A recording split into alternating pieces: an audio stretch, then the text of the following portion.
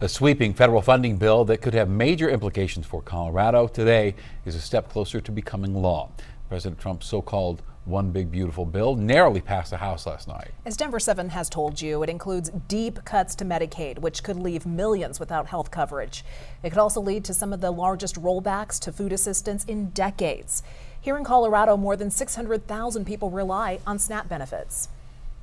If it passes, states would have to pay part of the funding for benefits, which Hunger Free Colorado says would cost Coloradans hundreds of millions of dollars each year. The bill also would expand work requirements for older adults and bar immigrants and refugees from these benefits.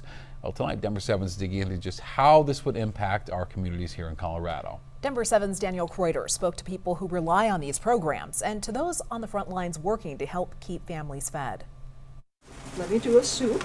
Inside the Sheridan Rec Center, volunteers are packing up boxes of food.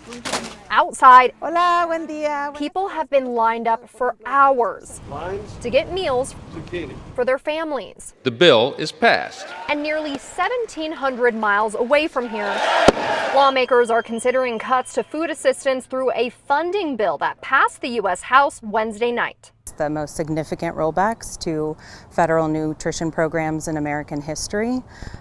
We know that 1 in 10 Coloradans receive SNAP benefits, and approximately 1.2 million Coloradans are on Medicaid. And so these are incredibly important programs to Coloradans. If you ask advocates who are fighting hunger in Colorado, this couldn't have come at a worse time. We have seen hunger continually rise since 2019. The rate of hunger right now, 1 in 8 people, 1 in 7 children, is the highest we've seen in over a decade. It's not uncommon for people who receive SNAP benefits to still need help filling their pantry. I had juvenile arthritis, and I was having a hard time working. So when I left the job, I had no choice but to get SNAP. Roberta Rael says she can't imagine having raised her kids as a single mother without it. I would have had to grow food. At the same time, it wouldn't be enough because it doesn't pay. You can't grow meat, and not in the city anyway. The SNAP balance that I have, I treasure it. As the government funding bill now heads to the Senate, food banks are urging lawmakers to reconsider the cuts. We will be more dependent upon our communities, organizations in our communities, and people giving their time and their treasure to meet the needs. In Sheridan, I'm Danielle Kreuter, Denver 7.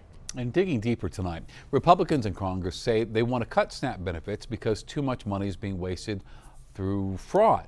Now, in 2024, the Department of Human Services here in Colorado says more than 9,000 Coloradans reported their SNAP benefits were stolen.